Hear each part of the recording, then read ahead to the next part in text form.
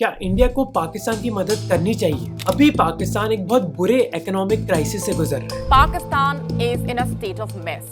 The economy is in the ICU and the people are crying for help. जिसकी वजह से लोगों को बिजली भी रेगुलरली नहीं मिल रही। इस क्राइसिस के चलते शहबाज शरीफ पाकिस्तान के प्राइम मिनिस्टर ने इंडिया पाकिस्तान पीस के बारे में बात करी है। My message to the Indian leadership and Prime Minister Modi is that let's sit down on the table and have serious and sincere talks to resolve our burning issues. और पाकिस्तान अपना सबक सीख गया है। उन्होंने कहा कि अगर इंडिया के साथ पीस हो पाएगा तो दोनों देशों को अपना समय और पैसा बर्बाद नहीं करना पड़ेगा किसी भी वॉर के लिए। और ये सच बात है। इंडिया पाकिस्तान वॉर्स की वजह से इंडिया की कई मिलिट्री कैजुअलिटीज हुई है और इंडिया अपनी 2% जीडीपी मिलिट्री पर ही खर्च करती है। पर कई लोग ने ये भी कहा है कि ऐसा पहली बार नहीं है जब इंडिया पाकिस्तान पीस के बारे में बात करी जा रही है। इमरान खान ने भी ऐसी चीजें बोली थी, नवाज शरीफ ने भी और जनरल परवेज मुशर्रफ ने भी। We owe it to our future generations to do our utmost to open a new chapter of goodwill and cooperation. तो क्या गारंटी कि इस बार पाकिस्तान सीरियस है पीस के बारे में?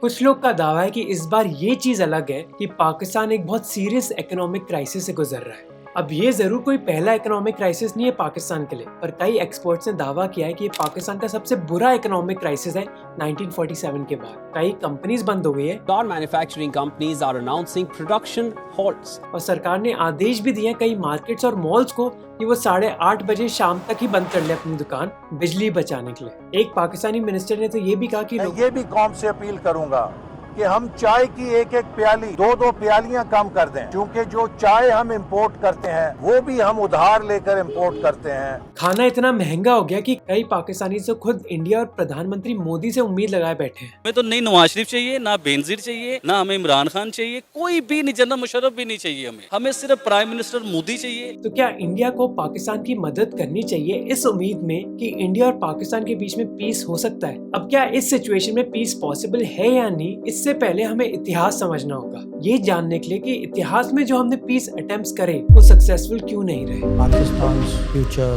is largely determined by Pakistan's actions and by Pakistan's choices. पिछले सारे पीस अटेम्प्ट्स के फेल हो जाने के पीछे मेनली 4 कारण है। और पहला कारण है पाकिस्तान में पाकिस्तानी आर्मी का बहुत बड़ा इन्फ्लुएंस। 1947 पार्टीशन जिस हालातों में हुई उसकी वजह से पाकिस्तानी लीडर्स में हमेशा से एक डर था कि इंडिया पाकिस्तान को ऑक्यूपाई करने की कोशिश करेगा। इस चीज की वजह से स्टार्टिंग से ही पाकिस्तानी आर्मी का एक बहुत बड़ा रोल रहा पाकिस्तान की पॉलिटिक्स में। जैसे 1950s में लाहौर में दंगे हुए थे जिन पर पाकिस्तान की सरकार कंट्रोल नहीं कर पाई, जिसकी वजह से मिलिट्री को बुलाया गया इस सिचुएशन को कंट्रोल में रखने के लिए। सिचुएशन को संभालने के बाद पाकिस्तानी आर्मी ने 2 एक्स्ट्रा दिन मांगे और उन दिनों के दौरान पाकिस्तानी आर्मी ने ब्रिजेस की रिपेयर करी, पब्लिक बिल्डिंग्स पेंट करी, शहर को साफ किया, रोड्स ठीक करी और पौधे लगाए। इसी वजह से जब 1958 में पाकिस्तानी गवर्नर जनरल ने मार्शल लॉ लगाया पूरे देश में, तो पाकिस्तानी पब्लिक में कई लोग खुश थे, वो उल्टा बोल रहे थे माशाल्लाह हो गया, माशाल्लाह, क्योंकि वो ये मानते थे कि पाकिस्तान में बस अकेला एक इंस्टीट्यूशन मिलिट्री ही है जो काम कर सकती है। अब जब पाकिस्तानी मिलिट्री को पावर मिल गई पाकिस्तान में, इस पावर को रखने के लिए उनके लिए एक एंटी इंडिया नैरेटिव मेंटेन रखना बहुत जरूरी था। The people of Jammu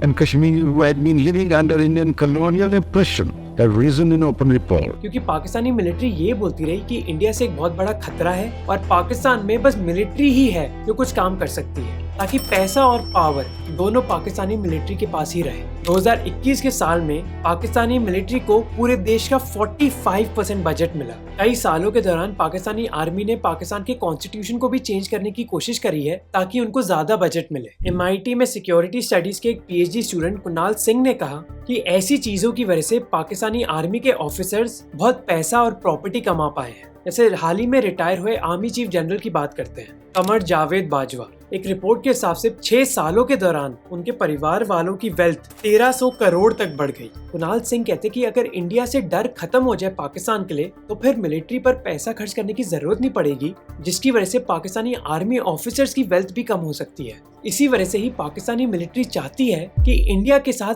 piece ना हो। इसके कई उदाहरण भी हैं। जैसे 1999 में इंडिया और पाकिस्तान ने एक लाहौर डिक्लेरेशन साइन किया था। हिंदुस्तान की लगभग 100 करोड़ जनता ये चाहती है कि पड़ोसी पाकिस्तान के साथ हमारे संबंध सुधरें, कि वो न्यूक्लियर वेपन्स यूज करने का जो रिस्क है उसको कम करने की कोशिश करेंगे।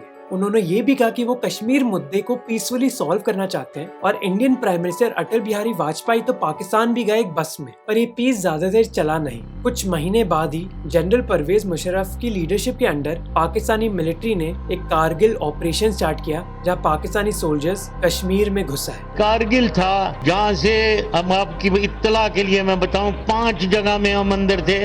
उन 5 जगहों में से एक जगह पे लड़ाई हुई है, 4 जगहों में हिंदुस्तान को पता भी नहीं है हम कहाँ बैठे हुए हैं। अब क्योंकि पाकिस्तानी मिलिट्री के पास इतनी पावर रही है, इसकी वजह से कभी भी स्टेबल सिविलियन गवर्नमेंट रही नहीं है पाकिस्तान में। 75 सालों में किसी भी पाकिस्तानी प्राइम मिनिस्टर ने अपना फुल 5 साल का टर्म कंप्लीट नहीं किया है। कई बार एक मिलिट्री कू के जरिए एक सिविलियन गवर्नमेंट को गिराया गया है पाकिस्तान में। जैसे 1999 के कारगिल ऑपरेशन लॉन्च करने के बाद प्रधानमंत्री नवाज शरीफ परवेज मुशर्रफ को हटाना चाहते थे आर्मी चीफ के तौर पे, क्योंकि जहां नवाज शरीफ इंडिया के साथ एक डील करने की कोशिश कर रहे थे, उनको बताए बगैर एक कारगिल ऑपरेशन कराया गया। पर उल्टा परवेज मुशर्रफ ने एक मिलिट्री कू किया, नवाज शरीफ की सरकार गिराई और वो खुद पाकिस्तान के प्रेसिडेंट बन गए। पर प्रेसिडेंट बनने के बाद भी परवेज मुशर्रफ इंडिया पाकिस्तान की पीस को कंट्रोल नहीं कर पाए। 2001 में परवेज मुशर्रफ को आगरा बुलाया गया पीस टॉक्स के लिए। इस आगरा समिट के बाद परवेज मुशर्रफ ने एक 4 पॉइंट प्लान प्रपोज किया, जहां लाइन ऑफ कंट्रोल एरिया से दोनों साइड अपने सोल्जर्स वापस लेगी, जम्मू एंड कश्मीर और पीओके के बीच बॉर्डर हटा दी जाएगी ताकि कश्मीर के लोग एक दूसरे से मिल पाएं, कश्मीर को इंडिपेंडेंस नहीं दी जाएगी पर सेल्फ गवर्नेंस दी जाएगी, और फाइनली इंडिया पाकिस्तान और कश्मीर के बीच एक जॉइंट सुपरविजन का प्लान बनाया जाएगा। एक पाकिस्तानी जर्नलिस्ट ने कहा कि इस प्लान से दोनों ही पार्टीज खुश थी। इंडियन फॉरेन सर्विस के ऑफिसर अजय बिसारिया ने कहा कि 2003 और 2007 के बीच का समय बहुत डिप्लोमेटिकली एक्टिव था और ट्रेड और कनेक्टिविटी के बारे में इंडिया और पाकिस्तान ने बहुत प्रोग्रेस करी। इस समय तो सीज फायर वायलेशंस भी कम हो गई, तो फिर कोई बात बनी क्यों नहीं? पाकिस्तान की इंटरनल पॉलिटिक्स की वजह से। अजय बिसारिया ने कहा कि कैसे परवेज मुशर्रफ को मारने के लिए कई अटेम्प्ट्स करे गए, इसके अलावा जुडिशरी भी उनके साथ नहीं थी, क्योंकि परवेज मुशर्रफ ने चीफ जस्टिस को अपनी पोजीशन से हटा दिया था। अब क्योंकि परवेज मुशर्रफ की खुद की पोजीशन डामाडोल हो गई और उनके खिलाफ कई लोग विरोध करने लग गए, उसकी वजह से इंडिया के साथ पीस करना उनके लिए नामुमकिन हो गया, जिसके बाद परवेज मुशर्रफ की सरकार गिर गई और उनको रिटायर होना पड़ा। फिर 2008 में हुआ 26/11 attack. There it's a massive. This is being triggered off by explosions beyond doubt. Explosions so large, the entire wing of the Taj Hotel, a massive explosion. जिसकी वजह से पाकिस्तान के साथ पीस करना नामुमकिन हो गया। कई बार इंडियन सरकार ने कहा है कि पाकिस्तान के साथ पीस संभव नहीं है तब तक जब तक पाकिस्तान स्टेट स्पॉन्सर्ड टेररिज्म को रोकेगा नहीं, जिसके बारे में कई एक्सपर्ट्स, हिस्टोरियंस और राइटर्स ने बात करी है। जैसे हिस्टोरियन विलियम डैलरिम्पल ने लिखा कि 30 साल से ज्यादा पाकिस्तानी आर्मी और ISI ने जिहादी प्रॉक्सीज यूज करने की कोशिश करी है अफगानिस्तान और इंडिया में, जिसकी वजह से पीस टॉक्स फेल हुई हैं। जैसे 1972 में बांग्लादेश की इंडिपेंडेंस के बाद पाकिस्तान और इंडिया ने एक शिमला एग्रीमेंट साइन किया था। इस एग्रीमेंट के तहत दोनों देश अपने मुद्दों को पीसफुली सॉल्व करना चाहते थे। अब चीजें कुछ साल तक तो ठीक रही, पर 1980s में ये सिचुएशन चेंज हो गई। इंडियन स्कॉलर सुरेंद्र मोहन ने कहा कि इसकी वजह ये थी कि इंडियन सरकार कश्मीर की इंटरनल पॉलिटिक्स में दखल अंदाजी करने लगी। कश्मीर की रीजनल पार्टीज ने यह आरोप लगाया कि इंडियन सेंट्रल सरकार स्टेट इलेक्शंस को चेंज करने की कोशिश कर रही है। कश्मीर में इस पॉलिटिकल इंस्टेबिलिटी के चलते पाकिस्तानी मिलिट्री ने एक ऑपरेशन लॉन्च किया, जिसका नाम था ऑपरेशन टोपैक। इस ऑपरेशन का मकसद था कश्मीर में एंटी इंडिया मिलिटेंट्स को सपोर्ट देना। अब क्योंकि एक अनऑफिशियल ऑपरेशन था,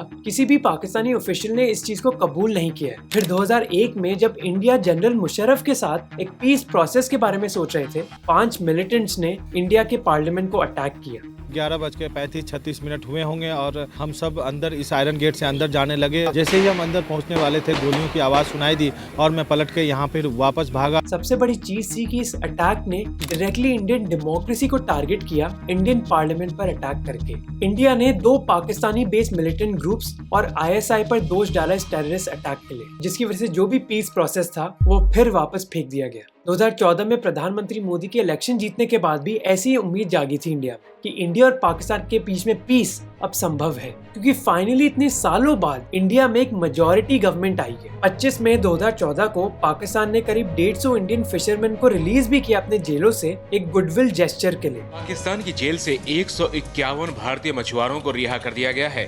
इंडिया ने फिर रिस्पॉन्ड किया पाकिस्तानी प्राइम मिनिस्टर नवाज शरीफ को इनवाइट करने के लिए प्रधानमंत्री मोदी की स्वेरिंग इन सेरेमनी के लिए। और फिर 2015 में प्रधानमंत्री मोदी ने एक सरप्राइज विजिट करी लाहौर में, जिसकी कई लोगों ने तारीफ करी। इंडिया की farmer external affairs minister Sushma Swaraj ने कहा कि पड़ोसी से ऐसे ही रिश्ते होने चाहिए। पर प्रधानमंत्री मोदी की विजिट के कुछ ही दिन बाद इंडियन एयरफोर्स के पठानकोट बेस को अटैक किया गया। पठानकोट में बड़ा आतंकवादी हमला हुआ है और ये आतंकवादी हमला हुआ है सेना के एयरबेस पर। उसके बाद उरी अटैक हुआ। जम्मू कश्मीर के उड़ी में आतंकवादी हमले को 62 घंटे बीत चुके हैं। 18 सैनिक देश के लिए कुर्बान हुए। पुलवामा अटैक हुआ। उरी हमले के बाद ये सबसे बड़ा आतंकी हमला। और LOC पर भी सीजफायर वायलेशंस बढ़ती गई। Pakistan has violated ceasefire once again in Jammu and Kashmir. जिसके बाद फिर इंडिया पाकिस्तान पीस टॉक्स बंद हो गए। आखिरी कारण है कश्मीर, जहां पाकिस्तान ने कई बार कहा है कि जब तक कश्मीर का मुद्दा रिजॉल्व नहीं होगा तब तक पीस मुमकिन नहीं है। जैसे जब recently Pakistani prime minister Shehbaz Sharif ने बात करी कि इंडिया पाकिस्तान के बीच में पीस होना चाहिए, तब उनके ही ऑफिस से कुछ देर बाद एक क्लैरिफिकेशन आई जिसने कहा कि जब तक इंडिया आर्टिकल 370 नहीं हटाएगा नेगोशिएशंस मुमकिन नहीं है। और 60 साल पहले भी ऐसी ही बात हुई थी। 1962 में जब इंडिया और चाइना के बीच में एक युद्ध हुआ, तब रिपोर्ट्स आने लगी कि पाकिस्तान के जनरल अयूब खान इंडिया के खिलाफ एक अटैक करने की सोच रहे थे ताकि चाइनीज वॉर के चलते इंडिया पर वो हावी हो जाए। पर US प्रेसिडेंट JF कैनेडी ने ये करने से पाकिस्तान को मना कर दिया। दिसंबर 1962 में कई अमेरिकन और ब्रिटिश डिप्लोमेट्स ने कोशिश करी कि इंडिया और पाकिस्तान के बीच में पीस टॉक्स होए, पर पाकिस्तान ने अमेरिका को कहा कि क्योंकि इंडिया चाइना वॉर के दौरान पाकिस्तान ने कोई कदम नहीं उठाया, इस वजह से उनको इंडिया से कश्मीर मिलना चाहिए अपनी न्यूट्रलिटी के लिए। जब US ने ये करने से मना कर दिया, तब पाकिस्तान और चाइना ने एक अग्रीमेंट साइन किया जिसकी वजह से POK का एक हिस्सा चाइना को दिया गया। अब इसके चलते ऑब्वियसली इंडिया बिल्कुल खुश नहीं था, क्योंकि इंडिया का मानना था कि कश्मीर के हिस्से पर उनका हक है, तो पाकिस्तान भला ये पार्ट चाइना को कैसे दे सकता है, जिस वजह से इंडिया और पाकिस्तान के बीच में टॉक्स बंद हो गई। पर इस इतिहास के बावजूद कुछ लोग का कहना है कि इंडिया पाकिस्तान पीस पॉसिबल है आज की सिचुएशन में, क्योंकि पाकिस्तान अभी एक इकोनॉमिक क्राइसिस से ही नहीं गुजर रहा, बल्कि एक पॉलिटिकल क्राइसिस से भी गुजर रहा है, जहां पाकिस्तान की पब्लिक ओपनली मिलिट्री को क्रिटिसाइज कर रही है। पाकिस्तानी मिलिट्री के खिलाफ खुलेआम कई प्रोटेस्ट हुई। इसीलिए ही दावा किया जा रहा है कि पाकिस्तानी मिलिट्री जो कई बार एंटी इंडिया स्पीचेस देती है, वो अब पीस के बारे में बात कर रही है। In fact retired Pakistani army chief general Bajwa ने ही इस चीज के बारे में बात करी। We are trying our best to break the political logjam which has denied the countries of South Asia to move forward and resolve all regional and bilateral issues in a peaceful and dignified manner. क्योंकि Pakistani military की image पर एक झटका पड़ा है पाकिस्तान में, इसलिए ये उम्मीद जगा सकती है इंडिया पाकिस्तान पीस के बारे में। जैसे ex prime minister Imran Khan को एक वोट ऑफ नो कॉन्फिडेंस से हटा दिया गया था और इमरान खान ने खुलेआम कहा कि इस चीज के लिए मिलिट्री ही जिम्मेदार थी। आप जितना मर्जी कहे हम न्यूट्रल हैं, जो मर्जी आप कहे हम न्यूट्रल हैं, तारीख के अंदर लोग आपको ब्लेम करेंगे ये जो मुल्क के साथ किया है। इमरान खान ने रैलीज करी जहां हजारों लोग शामिल थे और खुलेआम मिलिट्री के खिलाफ स्पीचेस दी। जॉन शेरियन जो इंटरनेशनल रिलेशंस के एक स्पेशलिस्ट हैं, उन्होंने कहा कि जुल्फिकार भुट्टो के अलावा किसी भी पाकिस्तानी लीडर ने खुलेआम मिलिट्री को इतना क्रिटिसाइज नहीं किया। अविनाश पलेवाल जो यूनिवर्सिटी ऑफ लंदन के प्रोफेसर हैं, उन्होंने भी कहा कि पाकिस्तान की इकोनॉमी और मिलिट्री की इमेज की वजह से पाकिस्तान इंडिया के खिलाफ बुरे संबंध ज्यादा टॉलरेट नहीं कर सकता। Farmer raw chief AS Dulat ने तो ये भी कहा कि वो मानते कि प्रधानमंत्री मोदी पाकिस्तान की मदद करने की कोशिश करेंगे। जैसे इंडिया का एक फ्री ट्रेड एग्रीमेंट है बांग्लादेश, श्रीलंका और नेपाल के साथ, पर पाकिस्तान के साथ नहीं। अगर इंडिया और पाकिस्तान के बीच में एक फ्री ट्रेड एग्रीमेंट होता है तो पाकिस्तान के साथ साथ इंडिया को भी मदद मिलेगी। वर्ल्ड बैंक और एशियन डेवलपमेंट बैंक की रिपोर्ट्स ने दिखाया है कि कैसे दो देशों के बीच में ज्यादा ट्रेड पीस की संभावना को बढ़ा देता है। जर्नलिस्ट हसन सरूर ने तो ये भी कहा है कि अगर प्रधानमंत्री मोदी पाकिस्तान की मदद करते हैं तो ये उनकी पॉलिटिकल लेगेसी के लिए यानी कि राजनीतिक वसीयत के लिए एक बहुत बड़ी चीज होगी। वो कहते कि प्रधानमंत्री मोदी का पॉलिटिकल करियर इतना लंबा नहीं है, इसलिए ऐसी चीज करने से उनको लाखों करोड़ों पाकिस्तानी याद रखेंगे। इंडिया ने कई देशों की मदद करी है जिनके साथ उनके पॉलिटिकल डिफरेंसेस रहे हैं। जैसे हाल ही में इंडिया ने टर्की को एड भेजा जब उनके देश में कई अर्थक्वेक्स की वजह से डैमेज हुआ। इसके बावजूद कि टर्की ने कई बार इंडिया के खिलाफ स्पीचेस दी हैं। Hindistan şu anda tamamen katliamların adeta cirit attığı bir ülke haline geldi. Ve bunlar nasıl olacak da dünya barışına imkan verecekler?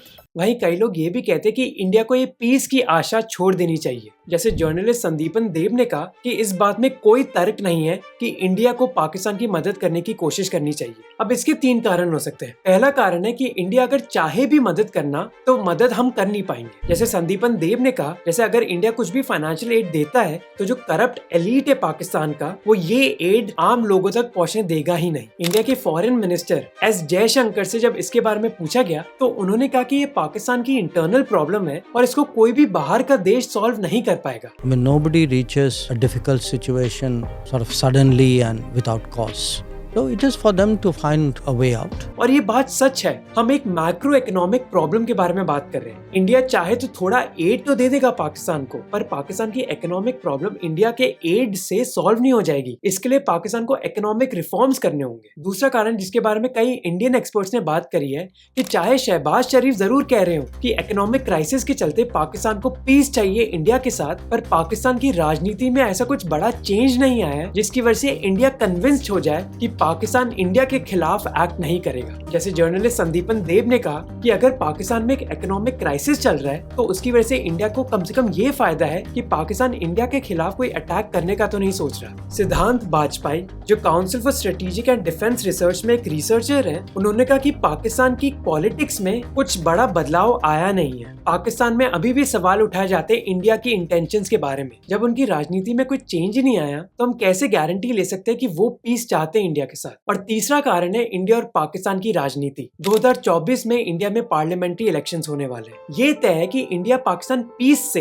India को इतना बड़ा फायदा शायद ना हो जितना पाकिस्तान को हो, क्योंकि इंडिया को जितनी इकोनॉमिक मदद मिलेगी इंडिया पाकिस्तान ट्रेड से, वो इतनी भी ज्यादा नहीं होगी जिससे इंडिया पर एक बहुत बड़ा इकोनॉमिक इम्पैक्ट पड़ेगा। तो इंडियन सरकार को इतना फायदा नहीं होगा, जबकि पॉलिटिकल रिस्क बहुत ज्यादा होगा अगर मोदी सरकार पाकिस्तान के साथ पीस के लिए ट्राई करती है। तो आने वाले इलेक्शंस के चलते बहुत कम संभावना है कि मोदी सरकार ये करना चाहेगी अभी। इसके अलावा अगर आप पाकिस्तान की पॉलिटिक्स में भी देखोगे तो ऐसे बड़े अग्रीमेंट्स तब साइन किए जाते हैं जब पॉलिटिकल पावर किसी एक पार्टी के हाथ में हो, जो अभी पाकिस्तान में नहीं है। उधर की पॉलिटिक्स अभी डामाडोल में है कि मिलिट्री के पास पावर है, शहबाज शरीफ के पास या फिर इमरान खान के पास, जो लगातार प्रोटेस्ट कर रहे हैं मिलिट्री और सरकार के खिलाफ। इसके चलते एक पीस अग्रीमेंट की संभावना बहुत ही कम है। तो क्या इसका मतलब है कि इंडिया पाकिस्तान पीस मुमकिन नहीं है? मुमकिन है, पर कुछ कंडीशंस चाहिए होंगी। जैसे कुणाल सिंह कहते हैं कि ये तभी मुमकिन है जब एक आर्मी चीफ के पास पावर होगी, ताकि वो आर्मी चीफ किसी भी पॉलिटिकल ऑपोजिशन के खिलाफ जा सके। और दूसरी चीज जो कठिन है सोचना, कि वो आर्मी चीफ ये कहे कि भविष्य में पाकिस्तानी मिलिट्री का रोल कम होएगा पाकिस्तानी सरकार में, क्योंकि जब तक मिलिट्री की पकड़ मजबूत है पाकिस्तान पर, तब तक इंडिया के साथ पीस लाना मुश्किल है। जब पाकिस्तानी लीडर्स ये मानेंगे कि इंडिया से पाकिस्तान को इतना खतरा नहीं है। इंडिया की फॉर्मर आर्मी चीफ ने एक इंटरव्यू में बताया कि हम पाकिस्तान को बताना चाहते हैं कि इंडिया उनकी टेरिटरी को नहीं छीनना चाहता। ये बात एक पाकिस्तानी जर्नलिस्ट ने भी कही कि जब तक पाकिस्तानी सरकार एंटी इंडिया नैरेटिव को खत्म नहीं करेगी तब तक किसी तरह का पीस बहुत मुश्किल है। फिर तीसरी चीज जिसकी कई एक्सपर्ट्स ने बात करी है कि इंडिया पाकिस्तान पीस एक डील के जरिए नहीं आएगा, बल्कि बहुत छोटे छोटे कदम उठाने पड़ेंगे। इसलिए ये सलाह दी जाती है कि इंडिया और पाकिस्तान को आसान मुद्दे सॉल्व करने चाहिए पहले, जैसे ट्रेड एंड इन्वेस्टमेंट हो गया या फिर सर क्रीक का बाउंड्री डिस्प्यूट, जो एक्सपर्ट्स की मानो तो इंटरनेशनल लॉ से सॉल्व किया जा सकता है। पर ये मेरे हिसाब से भविष्य की बातें हैं। अभी चाहे पाकिस्तान एक इकोनॉमिक क्राइसिस से गुजर रहा हो और कई लोग चाहे ये कह रहे हो कि अगर इंडिया पाकिस्तान की मदद करेगा तो पीस पॉसिबल है, पर जैसे हमने देखा कि कई लोगों ने ये बात करी है कि पहली बात, इंडिया चाहे भी तो पाकिस्तान की प्रॉब्लम सॉल्व नहीं कर पाएगा, क्योंकि इकोनॉमी की प्रॉब्लम सॉल्व करना इतना आसान नहीं है। दूसरी कि इस क्राइसिस के चलते पाकिस्तान की राजनीति इतनी बदली नहीं है, मिलिट्री के पास अभी भी बहुत पावर है। पाकिस्तानी मिलिट्री अभी भी एंटी इंडिया नैरेटिव ही फैलाना चाहती है। और तीसरा कारण है कि इंडिया में 2024 के इलेक्शंस की वजह से बहुत कम चांस है कि मोदी सरकार इतना बड़ा रिस्क उठाएगी पाकिस्तान की मदद करने के लिए। पर भविष्य में अगर ये हो गया तो बॉर्डर के दोनों पार लोग शायद ये कहें कि माशाल्लाह हो गया। वीडियो अच्छा लगा तो सब्सक्राइब करना, और अगर आपको ये वीडियो अच्छा लगा तो आपको ये वीडियो भी अच्छा लगेगा। ये वीडियो करीब 4 साल पुराना है, जहां हमने ये बात करी थी कि पाकिस्तान में इतनी मिलिट्री कूच क्यों हुए और इंडिया में एक भी मिलिट्री कू नहीं हुआ। तो इस वीडियो को जरूर देखना।